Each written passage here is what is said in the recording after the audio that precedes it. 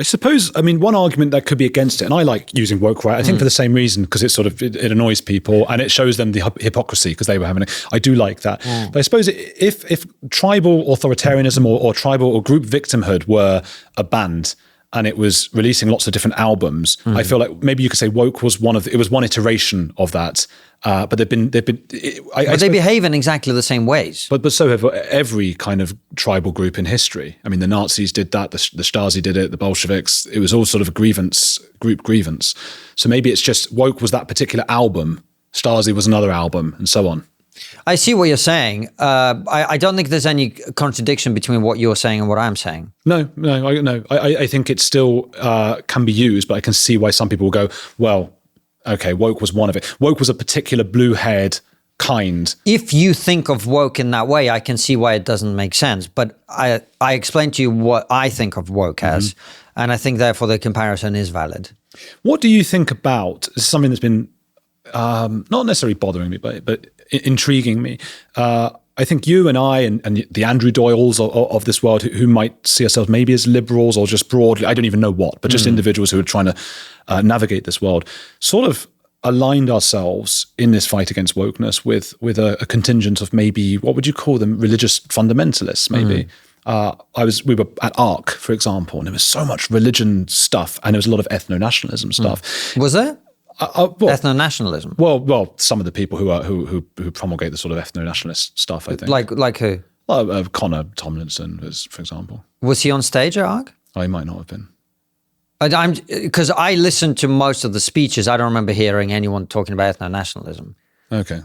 Well, fair enough then. Yeah, maybe there wasn't. The only reason I ask is, I was curious how you got that impression, but yeah, Connor was there. Yeah, well, forget ARC in general. I mean, in general, the sort of podcast space. Yeah, and by the way, I think a lot of those guys have got some interesting points. We've had those kind of conversations. I had the Connor and Carl Benjamin and a few others like that. And is there now, just like how the sort of the woke left sort of started to split, are we about to maybe split in the coming years?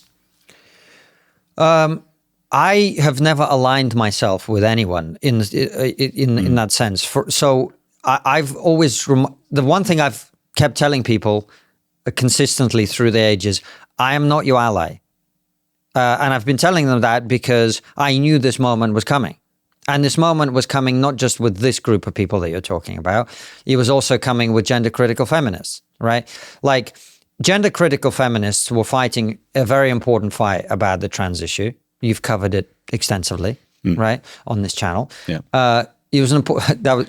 Sorry, I'm just teasing you, mate. But yeah. As have we. Like, well, you know what though? I think you guys did earlier on, didn't you? Yeah. And then I did, and I think both of us probably came to that same feeling of like, oh gosh, you know what? I think I've said everything and understood everything. Yeah. Like for us, it was a genuine attempt to understand what was going on. I think for you as well. Yeah. And once you get to that point, it's like you're okay. Well, now we know what we think about it, right? But anyway, my point is, I always made it clear to them that I am not a feminist of the type that they are. I'm like, women, equal opportunities, equal rights, whatever. Is that realistically likely to happen in our society? Probably not, because women are mothers. But I don't hate men, and I don't like people who hate men. And among gender critical feminists, there are many people who do hate men. It's just a fact, right? Yeah. So I always kept reminding them, I'm not on your team. I'm also not on the ethno-nationalist team or the religious team. That said, I really don't have any problem with religious people in general. I actually, the more older I get, the more I think religion is valuable. And I certainly don't turn my nose up at people. Fundamentalists of every kind I dislike. And if they're religious, they tend to be a little bit more confident about their fundamentalism. That said, James Orr said something on our podcast that I've been thinking about in relation to the woke right. He said, if you fear the religious right, just wait until you meet the post-religious right. And I think that's kind of what you're seeing in some ways. But yeah, so I understand your point entirely, which is it has felt to many people that we have been in alliance with some people and that alliance is now splitting. My attitude in trigonometry in terms of my own stuff that I say has always been the same. It's that great quote from, I think it's a British Foreign Secretary, I think. Lord Palmer, is it? Yeah.